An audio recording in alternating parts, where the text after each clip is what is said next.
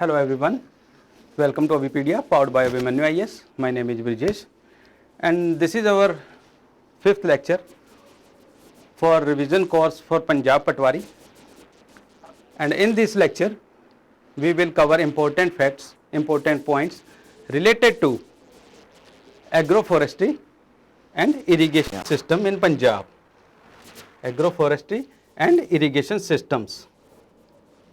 Okay.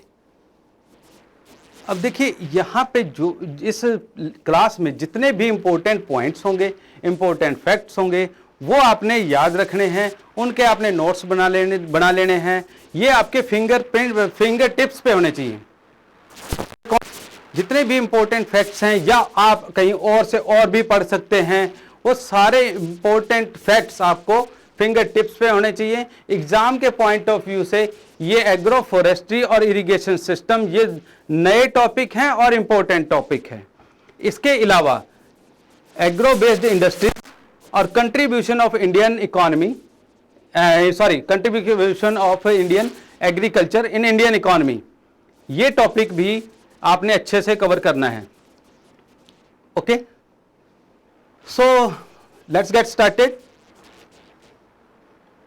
Yes.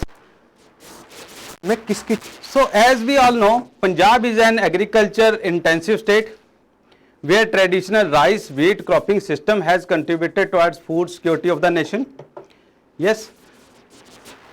देखिए लगभग 1966-1960 से ग्रीन रेवोल्यूशन जैसे स्टार्ट हुई थी पंजाब नॉर्दर्न रीजन में, तो उसमें पंजाब का बड़ा इंपॉर्टेंट रोल था।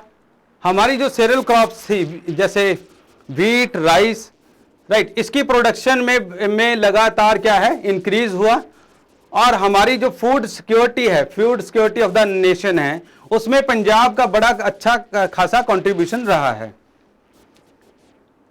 बट अब क्या हुआ, जैसे ये लगातार ग्रोथ हो रही थी, उसके बाद ये जो प्रोडक्टिविटी है, ये कांग्रेस का लड़ स्टैग्नेटेड, एक जगह पे आके ये प्रोडक्टिविटी रुक गई और even decline in certain areas, बल्कि कुछ एरिया में ये प्रोडक्टिविटी कम भी हो गई। उसका क्या कारण था? Number 1, depletion of native nutrient reserves. क्या कारण? जैसे ट्रेडिशनल व्हीट और राइस का जो रोटेशन था, उसकी वजह से जो हमारी जमीन थी उसमें जो हमारे ट्रेडिशनल जो न्यूट्रिएंट रिजर्व्स थे वो कम हो गए, राइट, और इनकी जो डेफिशिएंसी है वो सामने आने लगी। दूसरी चीज कि जो हमारा ग्राउंड वाटर है, ग्राउंड वाटर का लेवल कम चला गया, और इसके अलावा भी जैसे नई नई इंसेक्ट्स और डिजीज सामने आने लगी। सो ओवरऑल जो प्रोडक्टिविटी है it stagnated and declined in some areas also. Okay, so ये चीज आपने ध्यान रखनी है। दूसरा, अब इस प्रॉब्लम का सॉल्यूशन क्या था कि हम जो हमारा ट्रेडिशनल क्रॉप सिस्टम है, पैटर्न है व्हीट राइस, उसमें कुछ बदलाव करें, उसमें कुछ डाइवर्सिफिकेशन लेके आए। तो वो डाइवर्सिफिकेशन ये था कि हमें इनके अलावा कुछ और क्रॉप्स हैं उन पे ध्यान देना चाहिए, राइट। तो उसके लिए जो एग्रो फॉरेस्ट्री था वो एक वाइबल सॉल्यूशन सामने आया है। ओके, सो एग्रो फॉरेस्ट्री है जो कि डाइवर्सिफिकेशन, जिससे क्या है डाइवर्सिफिकेशन का वो एक अच्छा खासा सॉल्यूशन हो सकता है, राइट। तो उसके लिए अब हम कोशिश क्या कर रहे हैं कि एग्रो फॉरेस्ट्री यानी कि जो हमारी फॉरेस्ट कवर है उसको बढ़ाया जाए और किसानों को एग्रो फॉरेस्ट्री अपनाने के लिए एनकरेज किया जाए। So basically what is agro forestry? अब देखिए एग्रो फॉरेस्ट्री हमारे लिए कोई नवा कंसेप्ट नहीं है, हमारे फार्मर्स के लिए नवा कंसेप्ट नहीं है। बहुत समय से हम एग्रो फॉरेस्ट्री करते आ रहे हैं, राइट। जैसे फॉर एग्जांपल अक्सर खेतों में आपने देखा होगा कि जो खेत है उसके जो बाउंड्री है उसकी हम क्या करते हैं, वहां पे पेड़ लगे होते, मतलब पेड़ लगा देते हैं। तो that is an example of agro forestry. और अब और भी कई बार क्या होता है, हम खेतों में देखते हैं अक्सर खेतों के बीच बीच में कहीं कहीं पे पेड़ लगे मिलते हैं, that is also an example of agro को अपन, right. In some places we have also seen the full, जैसे पूरे का पूरा जो एरिया है या फील्ड है उसमें सिर्फ प्लांट्स ही लगे होते हैं या ट्रीज लगा देते हैं। तो these are all examples of agro forestry. Now अगर हम डेफिनेशन की बात करें, then what is agro forestry? Agro forestry is the intentional integration of trees and shrubs into crop and animal farming system to create environmental, economic and social benefits. Now, agroforestry क्या है? जैसे हमारे किसान हैं, चाहे वो सिर्फ एग्रीकल्चर में खेतों में फसल लगाते हैं या अलग से जैसे एनिमल फार्मिंग करते हैं, राइट, तो वो साथ साथ में जैसे उन पेड़ वगैरह लगाते हैं, तो वो क्या होता है? एग्रोफॉरेस्ट्री। और ये किस लिए होता है? एग्रोफॉरेस्ट्री किस लिए है? एक तो इसका बेनिफिट क्या है? इकोनॉमिक जो हालात है फार्मर्स की वो सही होती है, इंप्रूव होती है। दूसरा, इसके सोशल बेनिफिट्स बहुत ज्यादा हैं, एनवायरमेंटल बेनिफिट्स बहुत ज्यादा हैं। देखिए, जब हम क्रॉप्स के साथ जब हम ट्रीज वगैरह लगाते हैं, तो हर ट्रीज, जैसे ये ट्रीज हैं, ये जैसे अपने लीव्स वगैरह शेड करते हैं, अपनी डेड ब्रांचेस वगैरह शेड करते हैं, और ये जो जैसे लीव्स हैं, ब्रांचेस हैं, अल्टीमेटली सॉइल में जाके मिल जाते हैं और एक तरह से फर्टिलाइजर का काम करते हैं। इससे जो सॉइल की हेल्थ इंप्रूव होती है और जो हमारे न्यूट्रिएंट्स हैं वो बने रहते हैं, राइट। तो एक तो सॉइल जो है वो फर्टाइल बनी रहती है, न्यूट्रिएंट्स बने रहते हैं। दूसरा, किसानों की इकोनॉमिक जैसे कंडीशन है वो इंप्रूव होती है, क्योंकि जब हम फसल के साथ पेड़ लगाते हैं तो 4-5 साल में ये जो पेड़ हैं ये हमारे जैसे इनकी मार्केट डिमांड ज़्यादा है, वुड इंडस्ट्री में इनके जैसे ये इनकी अच्छी खासी जैसे डिमांड है, तो किसानों की जैसे आमदनी इससे बढ़ती है और इसके सोशल बेनिफिट्स भी काफ़ी हैं, राइट।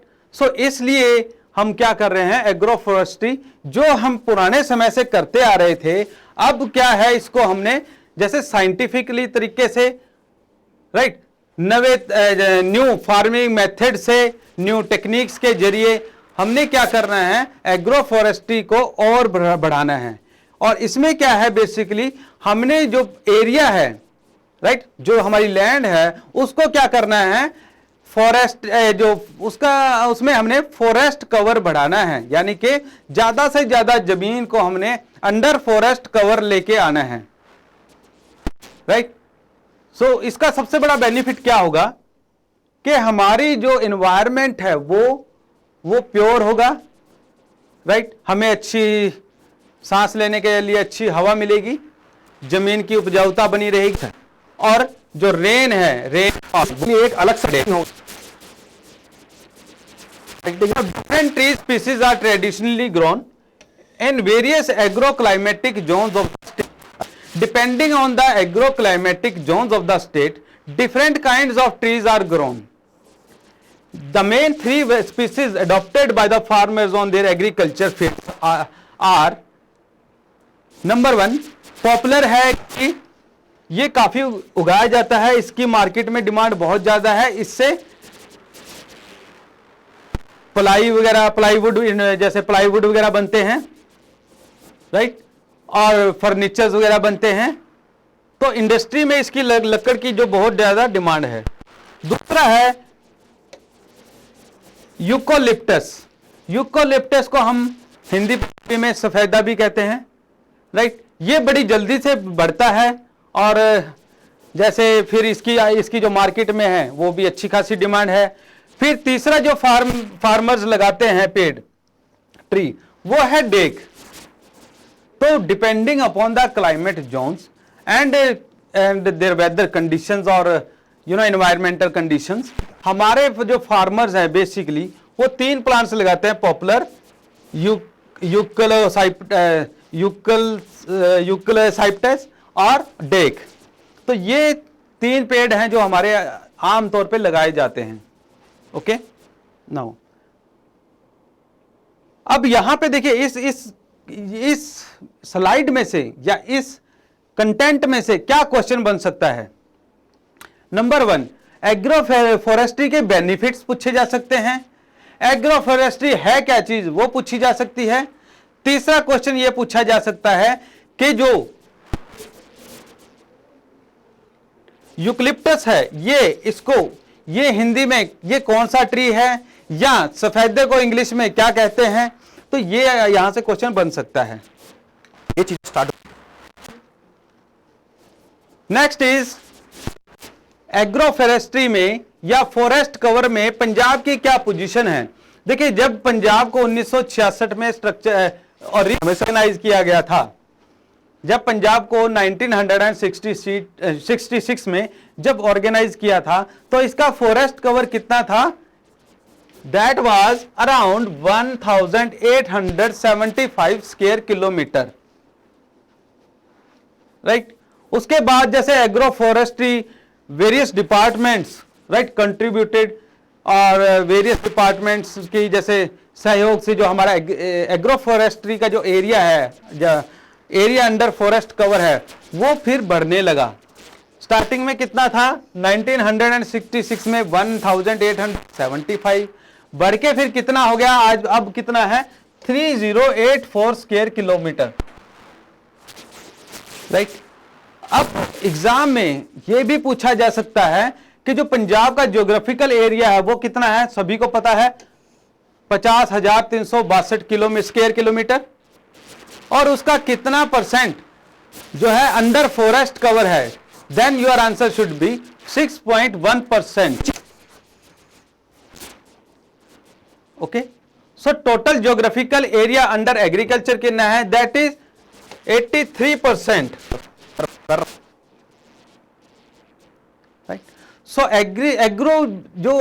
एग्रो फॉरेस्ट्री है, उसमें क्या करना है हमने, जो ये एग्रीकल्चर का हमारा एरिया है उसमें क्या करना है हमने, जैसे ट्रीज वगैरह भी लगाने शुरू कर देंगे हम, तो नेचुरली उससे क्या होगा, हमारा फॉरेस्ट कवर बढ़ जाएगा। ओके, और उससे किसानों को आमदनी भी अच्छी होगी, डाइवर्सिफिकेशन आएगी, बहुत सारे बेनिफिट हैं, right. So pertaining to Punjab जो हमारा जो एरिया है टोटल अंडर फॉरेस्ट कवर वो कितना है 3084 स्क्वायर किलोमीटर, और ये जो टोटल एरिया है उसका ज्योग्राफिकल एरिया का कितना परसेंट है, 6.1%। अगर बात करें एग्रीकल्चर के अंडर हमारा कितना परसेंटेज है टोटल ज्योग्राफिकल एरिया का, तो 83%। सिमिलरली अगर इंडिया की बात करें तो जो इंडिया का टोटल एरिया है वो कितना है, 32,87,263 स्क्वायर किलोमीटर। कितना है, 32,87,263 स्क्वायर किलोमीटर। ओके, अब इसमें हमारा फॉरेस्ट कवर कितना है, 7,12,249 square kilometre. Okay, 7,12,249 square kilometre. ये क्या है, टोटल ज्योग्राफिकल एरिया। ये क्या है, कवर,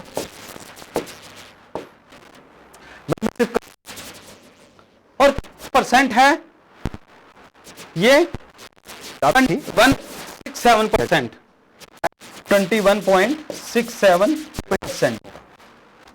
तो ये पहले भी अगर जो इंपॉर्टेंट डाटा है ये आपने याद करना है। एग्जाम में इधर उधर थोड़ा बहुत नेग्लिजिबल डिफरेंस हो सकता है, पर आपको ये चीजें सारी याद होनी चाहिए, क्योंकि जो क्वेश्चन है वो ऐसे ही बनेगा।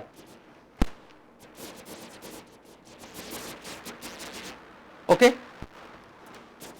तो पंजाब का अगर बात करें कितना एरिया है टोटल,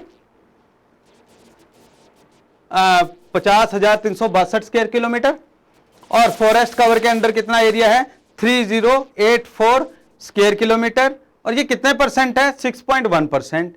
और इंडिया के केस में हमारा टोटल एरिया कितना है, 32,87,263 स्क्वायर किलोमीटर, और फॉरेस्ट कवर के अंडर कितना आता है 7,12,249 स्क्वायर किलोमीटर। और ये कितना परसेंट है 21.67%। ओके, अब बात करते हैं कि जो टॉप मोस्ट जो हमारे स्टेट में under forest cover, right, from the top कौन कौन से स्टेट्स हैं। देखिए सबसे ज्यादा जो फॉरेस्ट कवर है इंडिया में किसका है, मिजोरम का। मिजोरम का फॉरेस्ट कवर कितना है 85.41%। ओके, बाकी अगर याद ना रहे तब भी कोई बात नहीं, चल जाएगा काम, बट जो सबसे ज्यादा फॉरेस्ट कवर है वो याद रहना चाहिए। सबसे कम फॉरेस्ट कवर किस एरिया का स्टेट का है वो याद होना चाहिए। अब देखिए सबसे ज्यादा किसका है, मिजोरम का कितना है 85.41%, अरुणाचल प्रदेश का कितना है 79.63, फिर मेघालय का 76.33%, मणिपुर का 75.46% और नागालैंड का 75.31%। और सबसे कम किसका है, पंजाब स्टेट का है, सबसे कम है अंडर फॉरेस्ट कवर, और वो कितना है 0.1%। ओके, सो ये जो कंटेंट है एग्जाम पॉइंट ऑफ व्यू के से बहुत इंपॉर्टेंट है, ये आपने याद रखना है इस चीज को। Okay, so let's move to next. अब देखिए अगर मान लीजिए क्वेश्चन आ जाता है recorded forest area in Punjab, तो रिजर्व फॉरेस्ट, रिजर्व सेंचुरीज वो कितनी है 44 स्क्वायर किलोमीटर। प्रोटेक्टेड फॉरेस्ट वो कितने हैं, यही बोलते थे कि 37 स्क्वायर किलोमीटर। अनक्लास्ड इस कॉन्वोकेशन कितने हैं 1903 स्क्वायर किलोमीटर। अगर परसेंटेज की बात करें, रिजर्व फॉरेस्ट का जो परसेंटेज है वो कितना है 1.43%, और प्रोटेक्टेड फॉरेस्ट कितने हैं 36.87%, और अनक्लास्ड फॉरेस्ट कितने हैं 61.70%। टोटल जो ज्योग्राफी के जो फॉरेस्ट कवर है we have already talked so many time, so तो इसका में 3084 स्क्वायर किलोमीटर, और ज्योग्राफिकल एरिया कितना है 50,362 स्क्वायर किलोमीटर। ओके, सो ये चीज आपने याद रखनी है। Next is forest cover of Punjab we have के अंदर थिंग बंगाल। देखिए अब पंजाब में भी सब है, सबसे ज्यादा किस डिस्ट्रिक्ट में है फॉरेस्ट कवर में, जो एरिया है फॉरेस्ट कवर के अंदर किस डिस्ट्रिक्ट में है, देन इट इज होशियारपुर में। होशियारपुर का जो टोटल एरिया है उसका 20.42% जो एरिया है that is under forest cover. Lowest किस डिस्ट्रिक्ट का है, लोवेस्ट आता है बरनाला का, और ये कितना है 0.33%, 0.33, राइट। सो फॉरेस्ट कवर में अगर बात आ जाए पंजाब की, हाईएस्ट फॉरेस्ट कवर किस डिस्ट्रिक्ट का है, होशियारपुर का। मिनिमम फॉरेस्ट या लोवेस्ट कवर किस एरिया का है या किस डिस्ट्रिक्ट का है, then your answer should Barnala. Okay, now top 5 states from top to bottom अगर बात करें तो जैसे सबसे ज्यादा कहां का है होशियारपुर का, उसके बाद रूपनगर 19.7, फिर एसएस नगर 12.98%, फिर गुरदासपुर 9.5% और फिर शहीद भगत सिंह नगर 7.96%। ओके, सो ये आपने याद रखना है, इस चीज को नोट डाउन कर लेना है, यहां से इंपॉर्टेंट क्वेश्चन बन सकता है। नेक्स्ट इज डिस्ट्रिक्ट वाइज है ये फॉरेस्ट कवर, ठीक है। तो आपने जैसे फॉर एग्जांपल आपने पीडीएफ वगैरह लेनी है, राइट, रिवीजन के लिए आपको चाहिए पीडीएफ। तो देखिए पीडीएफ लेने के लिए आपको करना क्या है, ये जो रिवीजन कोर्स है हमारा, right, revision course for Punjab Patwari, this is absolutely free. You can subscribe for this course and download the PDF from our portal. Okay? So नीचे जो डिस्क्रिप्शन में भी लिंक मिल जाएगा इसका आपको, आप वहां से हमारे पोर्टल पे आके सब्सक्राइब कर सकते हैं कोर्स को और वहां से आप पीडीएफ ले सकते हैं। Okay, so next is forest cover of India, ये सिर्फ ऑलरेडी कवर्ड। नेक्स्ट जो अब देखिए depending upon the climate zones, climate regions, agro climatic regions, हमारे यहाँ पे जो है एग्रो फॉरेस्ट तो वो एक्सट्रीमिस्ट ने दिया। Regions of Punjab we grow trees. Okay, अब जो क्लाइमेटिक जोन्स हैं, रीजन्स हैं, वो पंजाब को हम कितने हिस्से में डिवाइड करते हैं? 6 पार्ट्स में। Number 1 sub mountain undulating region, then undulating plain region, plain region, western plain region, और 5th है western region, and 6th is flood plain region. Right now, depending upon these agroclimatic regions, right, various agroforestry practices are followed. Let's have a look. Number habitat trees. जैसे मैंने आपको बताया था कि हम agroforestry में क्या करते हैं, या तो हम जैसे एक खेत है उसमें स्कैटर्ड ट्रीज लगा सकते हैं, कोई ट्री कहां पे लगा हुआ है, कोई कहां पे लगा हुआ है, जैसे कोई इसमें प्रॉपर स्पेसिंग नहीं होती, कोई ट्री हम कहीं पे लगा होता है, कहीं पे, कोई कहीं पे, तो ऐसे स्कैटर्ड ट्रीज लगे होते हैं। दूसरी हम क्या कर सकते हैं, बाउंड्री, जो खेत की बाउंड्री है उस पे चारों ओर हम ट्रीज लगा सकते हैं। और जो हम एग्रोफॉरेस्ट्री में जो क्रॉप्स के साथ जो ट्रीज लगाते हैं वो कैसे लगा सकते हैं, जैसे पूरे का पूरे खेत में हम जैसे ट्रीज लगा देंगे, और इन बिटवीन उन ट्रीज में जो स्पेसिंग है वहां पे हम कोई भी क्रॉप लगा सकते हैं, बीट लगा सकते हैं, पोटैटो लगा सकते हैं, कोई वेजिटेबल क्रॉप लगा सकते हैं, बरसीम लगा सकते हैं। ओके, तो ये जो मिक्सिंग है क्रॉप्स का और जो ट्रीज का, उसी को ही हम एग्रोफॉरेस्ट्री कहते हैं। राइट, सो स्कैटर्ड ट्रीज सब माउंटेन रीजन जहां पे है, सब माउंटेन रीजन में लगाए में हम क्या करते हैं, स्कैटर्ड ट्रीज लगाते हैं। Right, farmers retain the local trees like, ये जो सब माउंटेन रीजन है यहां पे जो फार्मर्स हैं अंदर कौन से पेड़ लगाते हैं ज्यादातर, खैर, किकर, डाक, शीशम, मैंगो, आते चले, फुलई, बेरी। राइट, ये हमने स्टार्टिंग से खेती वाले जो ट्रीज हैं ये जो किसान ज्यादातर लगाते हैं। अब दूसरा अंडुलेटिंग प्लेन्स जो हैं वहां पे, in undulating plain region where permanent irrigation source is available, farmers also undertake block planting of poplar. Right? अब जहां पे इरिगेशन के प्रॉपर रिसोर्सेज हैं या परमानेंट इरिगेशंस हैं, वहां पे क्या करते हैं किसान, वहां पे प्रॉपर पूरे खेत में ट्रीज लगा देते हैं, और उन ट्रीज में जो सबसे ज्यादा आजकल लगाया जा रहा है that is popular. Right, national regions where permanent irrigation sources are available, farmers are growing poplar. Okay, now boundary planting as I have already told you, suitable farm forestry tree species are, boundary जो planting है उसके लिए कौन कौन से जो trees हैं वो suitable हैं। नंबर 1 जैसे यूकलिप्टस, जिसको हम पॉपुलर, बबूल, मलबेरी, टोन, शीशम एटसेट्रा। सो ये ट्रीज जो हैं these trees are suitable for boundary planting. Now block planting का क्या है, जैसे मैंने आपको बताया था पूरे के पूरे खेत में ही हम ट्रीज वगैरह लगा देते हैं। This is a practice of growing trees in rectangular और square planting pattern throughout the field. Farmers having large land holding mostly adopt this arrangement of tree planting. देखिए ब्लॉक प्लांटिंग में क्या है, ज्यादातर फिर हम क्या करते हैं, पूरे के पूरे खेत में हम ये ट्रीज लगा देते हैं, और ये जो ट्रीज के इन बिटवीन भी हम दूसरी फसल भी ले सकते हैं। राइट, बट ये कौन से फार्मर करते हैं, जिनके पास बहुत ज्यादा जमीन है या जो रेगुलर जैसे खेती नहीं कर सकते, वहां पे सिर्फ ट्री प्लांट कर देते हैं।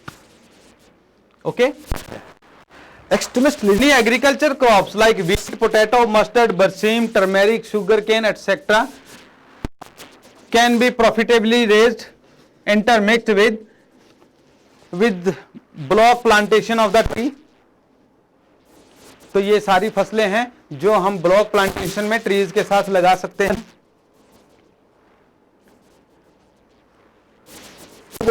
नाउ जो एग्रो फॉरेस्ट्री में कुछ जो पेड़ वगैरह लगाए जाते हैं, जो ट्रीज लगाए जाते हैं, उनमें सबसे पहले जो हमने बात की है, जैसे पॉपुलर है, वो बहुत कॉमन प्लांट ट्री है, ये बड़ी जल्दी से बढ़ता है। और दूसरी चीज, पॉपुलर की जो लकड़ है that is very that is in very much demand.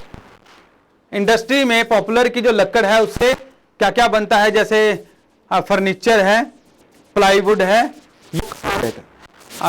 की लकड़ इसीलिए बोला है ज्यादातर। तो पॉपुलर की लकड़ की डिमांड फेमस बहुत ज्यादा है, राइट। कई फार्मर क्या कर रहे हैं, जैसे ये पॉपुलर है, इसको जो ट्रेडिशनल हमारी खेती है उससे भी रिप्लेस कर रहे हैं। कई फार्मर ने पूरे के पूरे खेत में ही पॉपुलर के लगाया हुआ है। So the industry takes popular as an alternative source of wood for fiber, paper and other timber based products। तो ये कुछ इंडस्ट्रीज हैं जहां पे पॉपुलर की अच्छी खासी डिमांड है ना। पॉपुलर की जो वेराइटीज हैं वो कौन कौन सी? G48 है। This type of grown in the plains of Punjab, Haryana and UP. दूसरी variety W22 that is grown in mountainous region, for example Himachal Pradesh and Jammu, right. So आपने ये याद रखना है, अगर एग्जाम में क्वेश्चन आ जाता है G48 किसकी वैरायटी है या पॉपुलर की इनमें से कौन सी वैरायटी है जो कॉमन उगाई जाती है पंजाब में, तो ये आपने याद रखना है इस चीज को। ओके, नेक्स्ट जो कॉमन ट्री हम एग्रो फॉरेस्ट्री में लगा नहीं, सॉरी, उससे बाद पॉपुलर की ना कुछ जैसे इंसेक्ट्स और डिजीज हैं, उस पे भी क्वेश्चन आ सकता है। सो जिंक डेफिशिएंसी है इसमें मेन तौर पे आती है पॉपुलर के केस में। पॉपुलर का जो पौधा है उसका जो पत्ता है वो बिल्कुल हरा होता है, राइट। अगर जिंक की डेफिशिएंसी आ जाती है तो वो क्या होता है, वो पत्ते का कलर येलोइश येलो हो जाता है, और समटाइम जो ये पत्ते में नर्व्स वगैरह दिख रही हैं ये भी येलो हो जाती हैं, ठीक है, और पत्ते सारे झड़ने लगते हैं, पौधे की जो ग्रोथ है वो कम हो जाती है। Okay, in popular nursery this deficiency can be ameliorated by application of. अब इस डेफिशिएंसी को खत्म करने के लिए अक्सर क्या किया जाता है, दो तरीके हैं, या तो आप जिंक सल्फेट हेप्टाहाइड्रेट 21%, जिसमें जिंक की मात्रा कितनी होगी 21% जिंक होगा, इसको हम डाल सकते हैं, या 25 kg जिंक सल्फेट मोनोहाइड्रेट जिसमें जिंक की क्वांटिटी कितनी है 33% पर एकड़, राइट। तो ये हम इससे क्या है, हम जिंक की जो डेफिशिएंसी है उसको ट्रीट कर सकते हैं।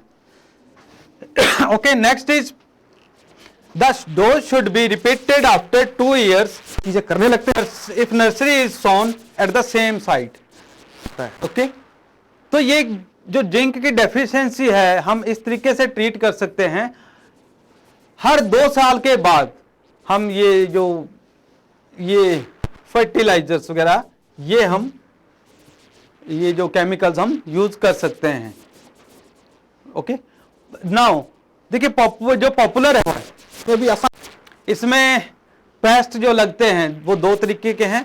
Popular is attacked by 2 leaf defoliators, right.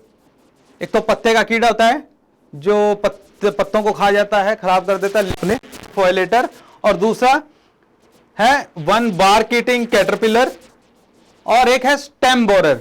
ये इसके इंसेक्ट्स और पेस्ट्स हैं जो इस पे लगते हैं। लिखना पड़ेगा यूकलिप्टस, जिसको हम अभी बात की थी मैंने, सफेदा भी कहते हैं, राइट। ये देखिए जो यूकलिप्टस है, जो सफेदा है, ये कौन सी फैमिली का है, मर्टेशिया फैमिली, उस फैमिली का ये ट्री है। इसकी 300 से ज्यादा इसकी स्पीसीज हैं, उनमें स्पीसीज यूकलिप्टस है। ये जो यूकलिप्टस है इसको माना जाता है कि ये नेटिव जो ऑस्ट्रेलिया और तस्मानिया से आया हुआ ये पेड़ है। So it is a native Australia and Tasmania. इस पौधे की क्या खासियत है, ये बड़ी तेजी से बढ़ता है कि एक स्पीसीज है जिसकी हाइट 480 फुट तक भी हो सकती है। Right, eucalyptus is also known as gum tree, nilgiri tree और सफेदा। राइट, तो ये जो एग्जाम में यहां पे आ सकता है, नीलगिरी ट्री कौन सा होता है, या गम ट्री किसको कहते हैं, सफेदा किसको कहते हैं, या दूसरा क्वेश्चन आ सकता है सफेदे को इंग्लिश में क्या कहते हैं, या यूकलिप्टस को हिंदी में क्या कहते हैं, या पंजाबी में क्या कहते हैं। सो ऐसे कोई क्वेश्चन बन सकता है। अब इसकी जो वेराइटीज हैं कौन कौन सी हैं, यूकलिप्टस कैमाडलनेसिस और FRI4, FRI6, यूकलिप्टस ग्लोबुलस, यूकलिप्टस सिट्रियोड्रा। तो ये कुछ वेराइटीज हैं सफेदे की। अब इसमें जो पेस्ट्स हैं, इसमें जो कीट लगते हैं, eucalyptus in Punjab is primarily attacked by termites. पहले तो इस पे टर्माइट का अटैक हो सकता है, या यूकलिप्टस गाल वास्प इनका अटैक हो सकता है, और यूकलिप्टस टेम्बलाइट, ये इसके कुछ कीट हैं जिस पे अटैक कर सकते हैं गुड्स की। राइट, नेक्स्ट जो ट्री है कॉमन जो उगाया जाता है एग्रो फॉरेस्ट्री के अंदर, जो फार्मर्स लगाते हैं, दैट इज डेक। डेक को हम घर में अक्सर घरों में भी लगाया जाता है या खेतों में भी लगाया जाता है। Deck is commonly planted on field boundaries. Deck को ज्यादातर हम कहां पे लगाते हैं, जो फील्ड की बाउंड्रीज है वहां पे लगाते हैं।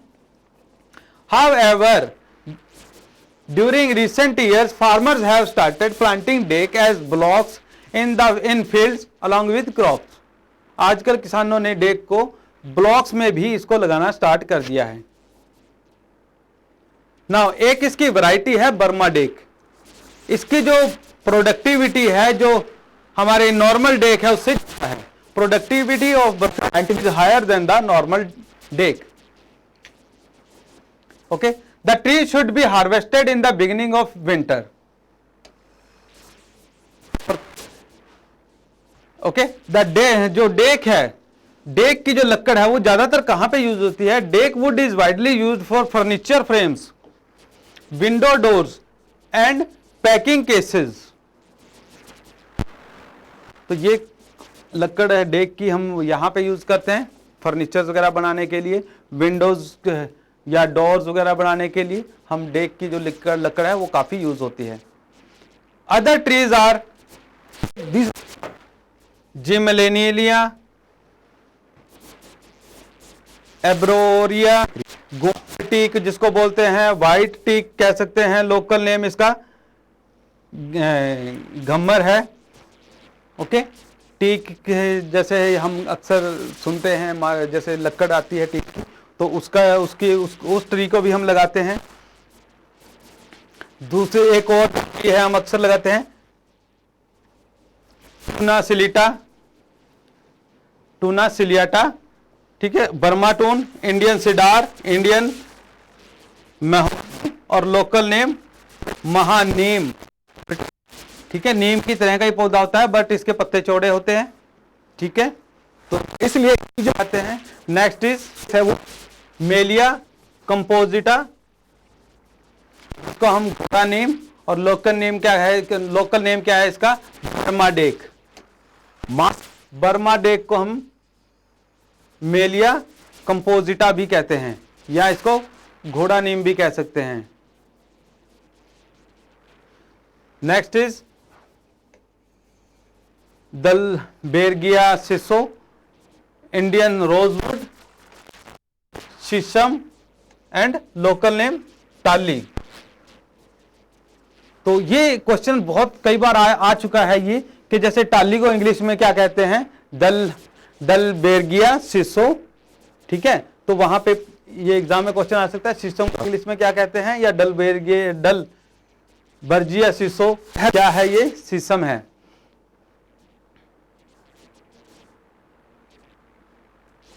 नेक्स्ट, और हम कौन कौन से ट्रीज लगाते हैं, जैसे azadirachta indica, Indian lilac and local name neem. देसी नाम जो इसका हम नीम कहते हैं। तो इससे क्या क्या इसके जो मेडिसिनल यूजेस हैं वो बहुत ज़्यादा है, मेडिसिनल इंडस्ट्री के लिए काफ़ी यूज होता है।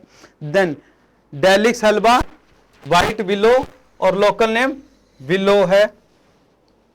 तो ये एग्रो फॉरेस्ट्री के अंडर हमने ये देखा कितना जो एरिया है एग्रो फॉरेस्ट्री में, एग्रो फॉरेस्ट्री के अंडर फॉरेस्ट कवर में आता है। ओके, और फिर हमने डिस्कस किया कौन कौन फिर हमने देखा कि कौन कौन से कुछ फार्मर्स लगते हैं जो बीमारी लग सकती है। तो ये एग्जाम के पॉइंट ऑफ व्यू ये एक इम्पोर्टेंट टॉपिक था, आपने इसकी अच्छे से प्रैक्टिस कर लेनी है। इसके जो रिलेटेड मैंने आपको फैक्ट्स बताए हैं वो आपने याद कर लेने हैं। कहीं और सोर्स से आपको अगर एग्रो फॉरेस्ट्री क्वेश्चंस मिले तो उनको बहुत अच्छे से आपने करने हैं। या होना था फैक्ट्स, राइट। अब देखिए जो हमारे देश में या हमारे पंजाब में लगभग दो तरीके के जो फार्मिंग होती है, एक तो रेन फेड फार्मिंग और दूसरा इरिगेशन वाली फार्मिंग। इरिगेशन के से हम जो फार्मिंग करते हैं, रेन फेड फार्मिंग में क्या करते हैं, जो क्रॉप्स हम लगाते हैं those are basically monsoon dependent crops. ठीक है, जब बारिश का सीजन आता है तब जैसे वो फसलें लगाते हैं। ओके, कई स्टेट्स हैं जहां पे रेन फेड फार्मिंग बहुत ज्यादा है, वहां पे इरिगेशन के जो प्रॉपर सोर्सेज हैं वो अवेलेबल नहीं है। नाउ टाइप्स ऑफ इरिगेशन क्या है? Number 1 is surface irrigation.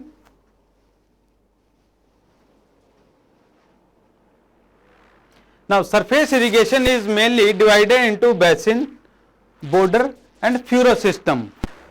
Surface irrigation जो है that is more labor intensive and difficult to obtain high uniformity. Surface irrigation में क्या होता है, जैसे मान लीजिए ये एक रेक्टेंगुलर फील्ड है। ओके, तो सरफेस इरिगेशन में हम क्या करेंगे, जैसे हम क्यारियां वगैरह बना देते हैं। ठीक है,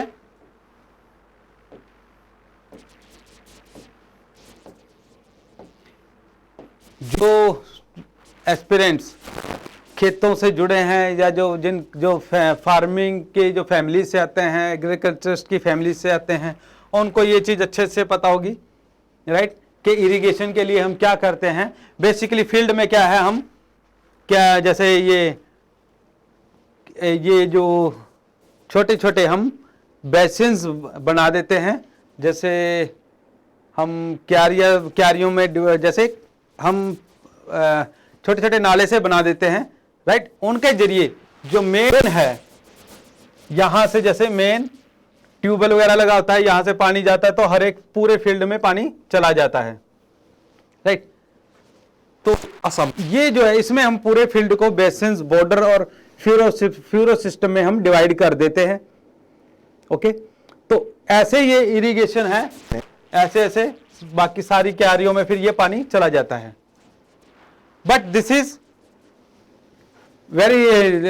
इज लेबर इंटेंसिव, इसमें बहुत ज्यादा मेहनत लगती है। और दूसरी चीज इसमें है, यूनिफॉर्मिटी नहीं मिलती है। कई बार क्या होता है, किसी एरिया में पानी ज्यादा चला जाता है या किसी एरिया में कम पानी रह जाता है, यानी कि जो इरिगेशन है उसमें यूनिफॉर्मिटी नहीं हो पाती है। हर एरिया इक्वली नहीं इरिगेट होता है। Okay, so this is surface irrigation. Next is drip irrigation. Okay, drip irrigation पे हम बहुत ज्यादा फोकस कर रहे हैं आजकल।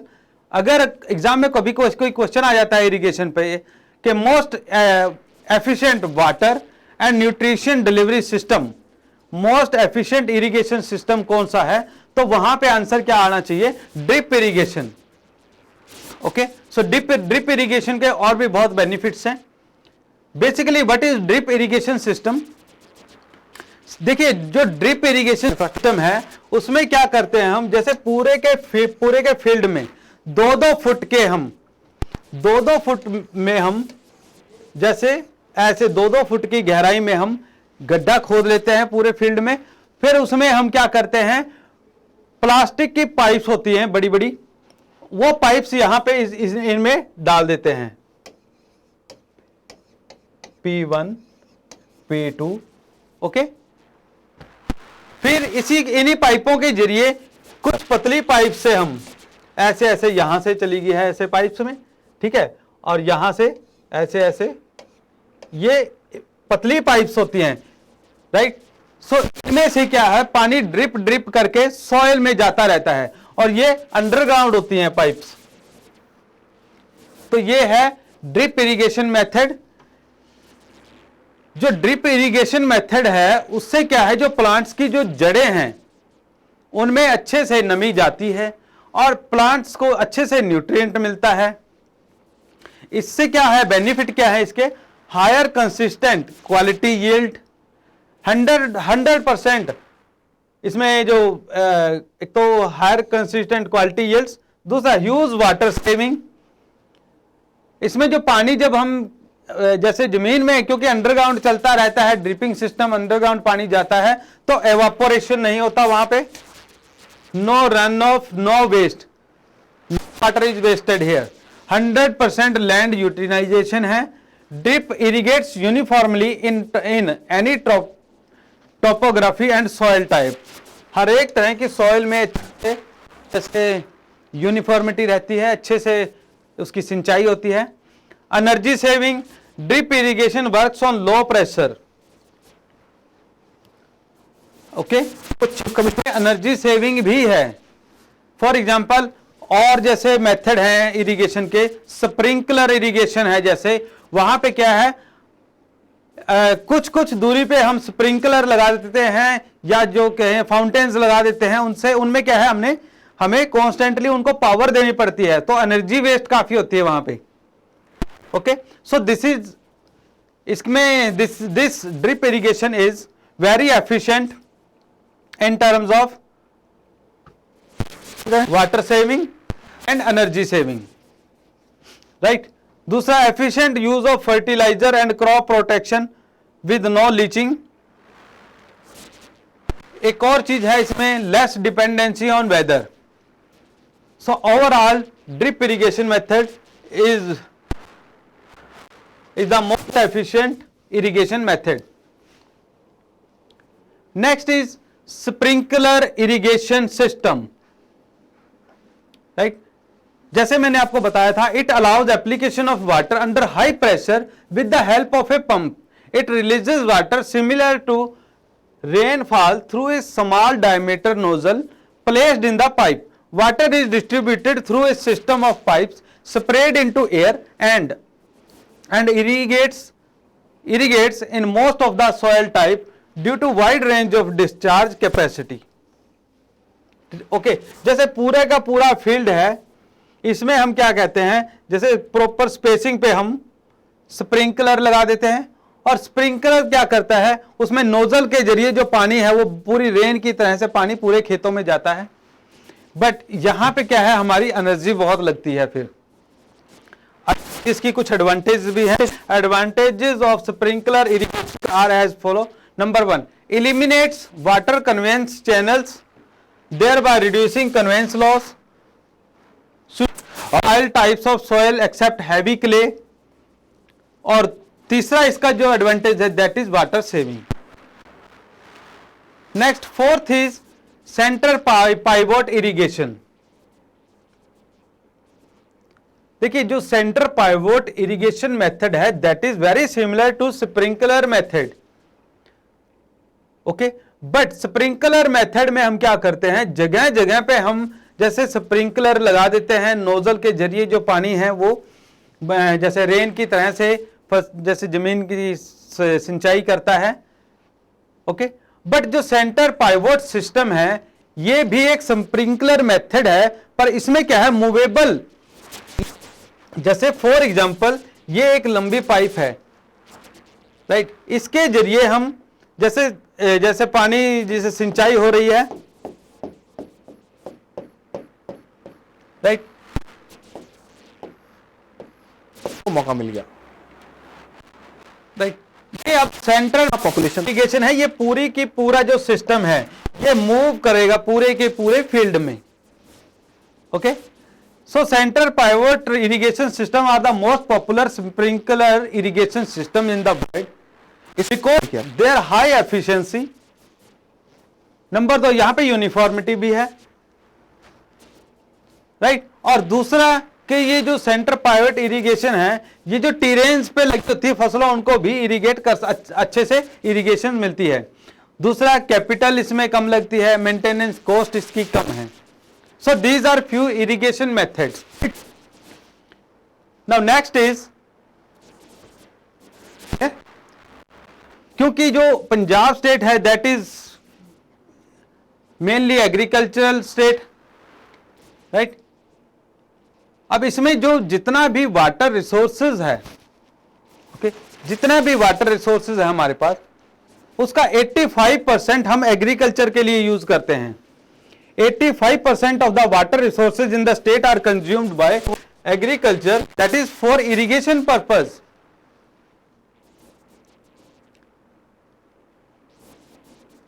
Okay, the next is the major irrigation in the state are its extensive canal system और अंडरग्राउंड वाटर। दो सोर्सेज हैं हमारे पास इरिगेशन के, एक तो हमारा कैनाल सिस्टम है जो पंजाब में वो बहुत अच्छा है। दूसरा हमारा जो इरिगेशन का मेथड है that is underground water drawn out by tube wells हैं और कैनाल सिस्टम। दो हमारे इरिगेशन में जो हैं सोर्सेज हैं पंजाब में चीफली। ओके, तो अब देखिए यहां से जो क्वेश्चन बन सकता है कि 85% हमारे जो वाटर रिसोर्सेज हैं भी उनका जो हमारे पास टोटल जो वाटर है उसका 85% हम एग्रीकल्चर पर्पज के लिए यूज कर सकते हैं, right. Main sources of irrigation in Punjab are number 1 canal system, number 2 underground water. Now see, in case of canal system we have 3 rivers in Punjab. Number 1 Sutlej, Beas and Ravi, पहले 5 थी, ठीक है। तो ये हमारी 3 नदियां हैं, सतलुज, रावी और ब्यास। ये हमारे उनके जरिए हम जैसे कैनाल सिस्टम हमने बिल्ड किया है जिससे इरिगेशन होती है। ओके, अब ये जो तीनों नदियां हैं इनकी टोटल जो वाटर का जो पोटेंशियल है दैट इज 14.54 मिलियन एकड़ feet are being fully utilized through well organized canal irrigation system sustaining the intensive culture practices। हमारे यहाँ पे जो एग्रीकल्चर प्रैक्टिसेस हैं, इंटेंसिव एग्रीकल्चर प्रैक्टिसेस हैं, उनके लिए ये जो नदियां हैं इनसे जो कैनाल सिस्टम हमने बनाया है, इंफ्रास्ट्रक्चर जो है ये पूरा स्ट्रक्चर है, उससे जो है हमारे यहाँ पे इंटेंसिव एग्रीकल्चर प्रैक्टिसेस हैं उनकी पूरी डिमांड पूरी हो रही है। नाउ द लॉन्ग कैनाल बनेगा लिस्ट ऑफ 6 मेजर कैनाल्स। हमारे जो इरिगेशन में हम कैनाल सिस्टम के जरिए जो इरिगेशन करते हैं उसमें देयर आर 6 मेजर कैनाल्स। कितने हैं? 6। ओके, एंड दीज आर अपर बारी दोआब कैनाल में होंगे, अपर बारी दोआब कैनाल। दूसरा बिस्ट दोआब कैनाल, ओके, सरजो canal, Bhakra main canal, Bikaner canal and Firozpur canal circle. तो these are 6 major canals, okay, by through which we irrigate. Okay, अब इनका जो एरिया है दैट इज अराउंड बंगाल की population. The long canal net consists of 6 major canals. So these are 6 canals of about 14.5 thousand kilometer, providing irrigation to an area of 1.6 million hectare. लगभग इतना जो area है वो हम कैनाल सिस्टम के जरिए सींचते हैं। सो कैनाल सिस्टम में जो एरिया है जिसकी हम इरिगेशन करते हैं that is around 1.6 million hectare.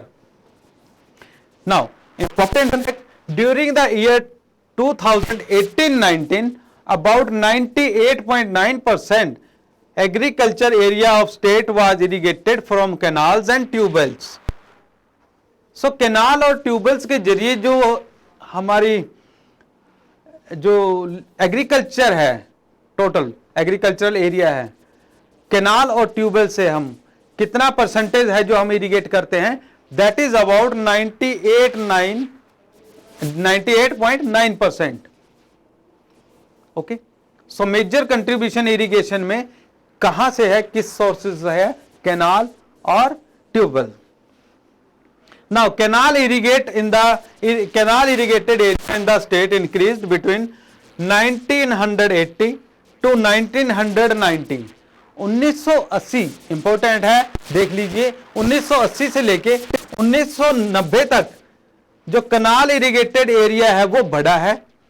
तो उसके बाद जो कनाल इरिगेटेड एरिया है that reduced significantly. Okay, so 1990 to 91 to 2018-19 अब तक जो एरिया है जो है एरिया घटा है। Okay, whereas the area irrigated by centrifugal tubes has increased। Canal system से जो हम इरिगेशन कर रहे थे, राइट, जितना एरिया हम इरिगेट कर रहे थे कैनाल सिस्टम से, तो वो एरिया कम हुआ है। बट ट्यूबवेल और पंप सिस्टम से जो हम जो सेंट्रीफ्यूगल ट्यूब्स हैं, पंप्स हैं, उनसे जो हम एरिया इरिगेट कर रहे थे वो एरिया बढ़ा है। अगर क्या तो कोई बात नहीं है, समझ जाना, समझना इज इंपॉर्टेंट। सो ये कुछ इंपॉर्टेंट पॉइंट्स है पर्टेनिंग टू इरिगेशन जो आपने याद रखने हैं, राइट। एक्चुअली इसमें क्या है, अगर आपको आइडिया भी है तब भी आप लगभग आंसर दे पाओगे, right. The long canal network consist we have covered now. अब जो कैनाल नेटवर्क है हमारा किस किस नदी पे है, राइट, तो और उसमें कौन कौन से कैनाल हैं, let's have a look. Number 1, headwork क्या है, हेडवर्क नंगल हेडवर्क, ये किस रिवर पे है, जैसे नंगल परियोजना ये सतलुज नदी पे है, राइट। और इसमें कनाल है बाखड़ा main line, Anantpur hydel channel, ये इसके कैनाल सिस्टम्स हैं इसमें। फिर आ गया रोपड़ हेडवर्क, ये भी सतलुज पे रिवर पे है, तो इसमें आ गया सरंद कैनाल, बिस्ट सरंद कैनाल और बिस्ट दोआब कैनाल, ठीक है। तो ये कैनाल सिस्टम रोपड़ हेडवर्क के अंडर आते हैं और सतलुज रिवर पे हैं। देन शाह नहर कैनाल सिस्टम, ये परियोजना है, ये किस पे है, ब्यास रिवर पे है, राइट। अब इसमें जो कैनाल सिस्टम है, कैनाल्स हैं मुकेरियन हाइडल, राइट, और चैनल और कंडी कैनाल, दो हैं इसमें, ठीक है। देन माधोपुर हेडवर्क, ये किस रिवर पे है, रावी पे, यूबीडीसी कैनाल और कश्मीर कैनाल। फिर हरिके हेडवर्क, हरिके जैसे परियोजना है, ये सतलुज और ब्यास रिवर पे है। राजस्थान फीडर और सरहंद फीडर, दो कैनाल सिस्टम है यहां पे। फिर हुसैनी वाला हेडवर्क, ये सतलुज और ब्यास, बीकानेर कैनाल और eastern canal. So these are our major headworks, right, and on which river which headwork is built. तो ये कुछ डाटा है जो हमें याद रखना है एग्जाम के पॉइंट ऑफ व्यू से। एग्जाम में इस पे कोई ना कोई क्वेश्चन आ सकता है। Okay, this was all about कुछ फैक्ट्स थे, कुछ इंपॉर्टेंट पॉइंट्स थे pertaining to agro forestry and irrigation facts.